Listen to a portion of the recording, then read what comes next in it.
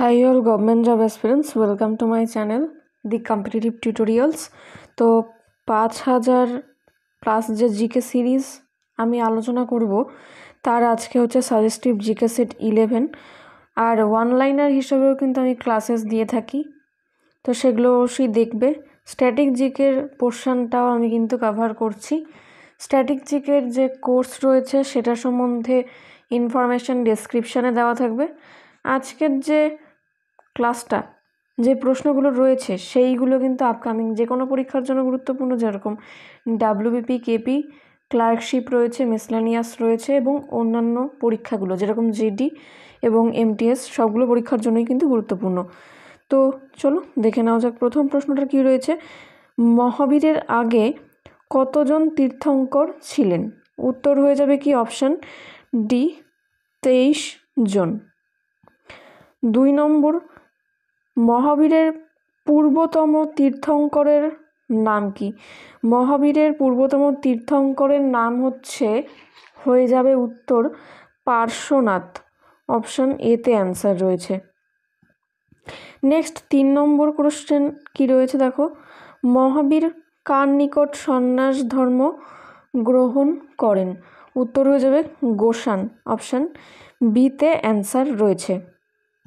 Next প্রশ্ন হচ্ছে, কোথায় মহাবীর দেহত্যাগ করেন? কি হয়ে যাবে উত্তর? উত্তর হয়ে যাবে পাওয়াপুরীতে তিনি কিন্তু দেহত্যাগ করেন। অপশান ডিতে অ্যান্সার রয়েছে।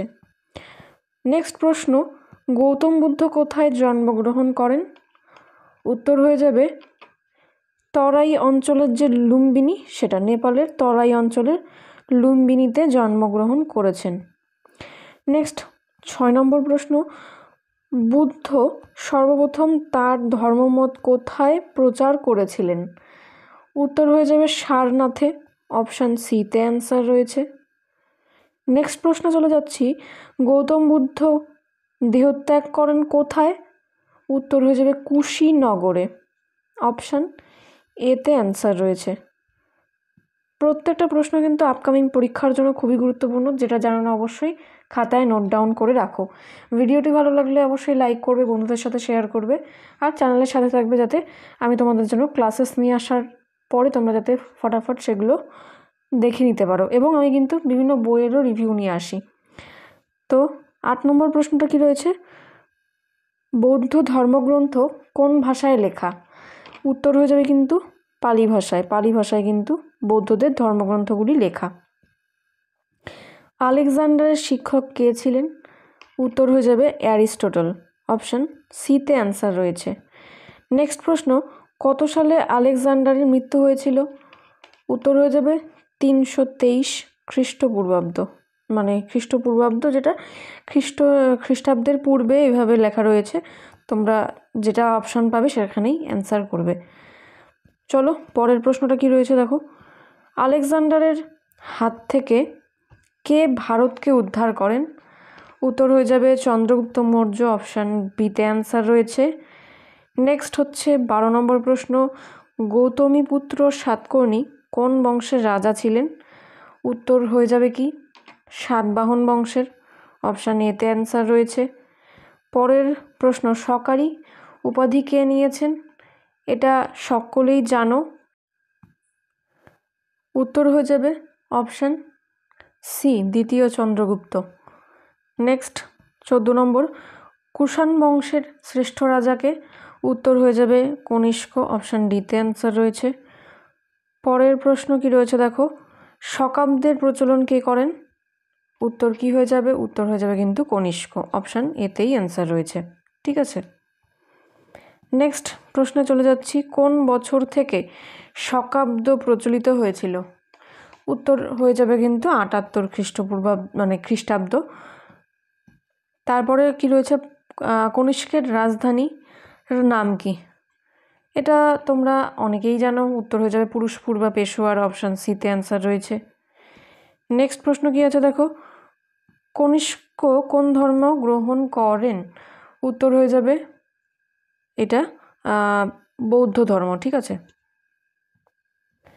নেক্সট দ্বিতীয় অশোক কাকে বলা হয়? দ্বিতীয় অশোক বলা হয় হচ্ছে কনিষ্ককে। কনিষ্ককে বলা হয় দ্বিতীয় অশোক। অপশান এতে অ্যান্সার রয়েছে। পরের প্রশ্ন কি আছে দেখো, বুদ্ধচরিত কার লেখা? বহু পরীক্ষায় বারবার এসছে। এটার উত্তর হয়ে যাবে কি? এটার উত্তর হয়ে যাবে কিন্তু অশ্বঘোষ। অপশান এতে অ্যান্সার রয়েছে। পরের প্রশ্ন দেখো কি আছে, ব্রজসূচি কার লেখা? ঐতিহাসিক যে ধর্মগ্রন্থ এবং তাদের লেখক, এইটার উপরে কিন্তু প্রশ্ন আসেই, তো এটা কিন্তু বাদ দিলে চলবে না। স্ট্যাটিক জিকের পোর্শন হয়ে যাচ্ছে এটা, স্ট্যাটিক হিস্ট্রি যেটা। তো উত্তর কী হয়ে যাবে এটার? ব্রজসূচি হচ্ছে অশ্বঘোষের লেখা। ব্রজসূচি অশ্বঘোষের লেখা। বুদ্ধচরিত অশ্বঘোষের লেখা, ব্রজসূচিও অশ্বঘোষের লেখা। নেক্সট, প্রজ্ঞা পারমিতা সূত্র কার লেখা? উত্তর হয়ে যাবে অপশান সি, নাগার্জুন। নাগার্জুন হয়ে যাবে উত্তর। 23 নম্বর প্রশ্ন কি আছে দেখো, কোন যুগে গান্ধার শিল্পরীতির বিকাশ ঘটে? উত্তর হয়ে যাবে কুষাণ যুগে। অপশান বিতে অ্যান্সার রয়েছে। নেক্সট যে 24 নম্বর প্রশ্ন, সেটা হচ্ছে প্রতিহার রাজবংশের শ্রেষ্ঠ রাজা কে ছিলেন? উত্তর হয়ে যাবে মিহির ভোজ। অপশান বিতে অ্যান্সার রয়েছে। তারপরে হচ্ছে খাজুরাহ মন্দিরগুলি কোন রাজাদের কীর্তি? অর্থাৎ কোন রাজাদের কীর্তি দেখতে পাওয়া যায় এই খাজুরাহ মন্দিরে? তো এটা উত্তরটা হয়ে যাবে কি? উত্তরটা হয়ে যাবে চান্দেলা। অপশান ডিতে অ্যান্সার রয়েছে। আজকের যে 25টা প্রশ্ন ছিল এখানেই শেষ করছি। তোমরা পিডিএফ পাওয়ার জন্য অবশ্যই টেলিগ্রাম চ্যানেলে জয়েন করে থাকো, আর বিভিন্ন আপডেটসের জন্য তোমরা কিন্তু হোয়াটসঅ্যাপ গ্রুপেও জয়েন করে থাকতে পারো। আর সাকসেস পিডিএফ গ্রুপ রয়েছে একটা, সেখানে কিন্তু মান্থলি বেসিসে তোমাদেরকে পিডিএফ প্রোভাইড করা হবে 60 টাকার বিনিময়ে। প্রথম 50 জনের জন্য কিন্তু এই ফিসটা রয়েছে, পরবর্তীতে কিন্তু এটা বেড়ে যাবে। কি কি পাচ্ছ তোমরা কিন্তু দেখেই নিতে পারো যে কি তোমরা এই গ্রুপে পাবে। বিগত বছরের প্রশ্ন, ইউটিউবের ক্লাসের পিডিএফ, প্র্যাকটিস সেট রয়েছে, যে কোনো WBP, KP, SSC, GD এবং অন্যান্য পরীক্ষার প্র্যাকটিস সেট রয়েছে। আমার সাপোর্ট রয়েছে, যেহেতু ম্যাথের কোশ্চেন আমি দেবো। ম্যাথে তোমাদের কোনো প্রবলেম থাকলে সেটা কিন্তু আমি সলভ করে দেবো। বিভিন্ন একাডেমির বই রয়েছে, বিভিন্ন যে বইগুলো রয়েছে তাতে হোম ডেলিভারিতে তোমরা কিন্তু যা ছাড় এমনি তোমরা পাও তার থেকে আরও কিছু ছাড়, আরও 2-3% ছাড় কিন্তু আরও বেশি পাবে। ঠিক আছে।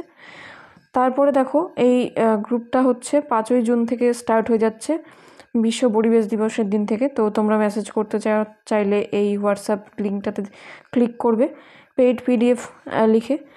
আর এটার যে ডেসক্রিপশানে তোমাদের ইনফরমেশান দেওয়া থাকবে।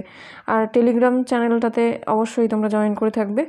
দি কম্পিটিটিভ টিউটোরিয়ালস চ্যানেলটার নাম সার্চ করে তোমরা অবশ্যই জয়েন করতে পারো।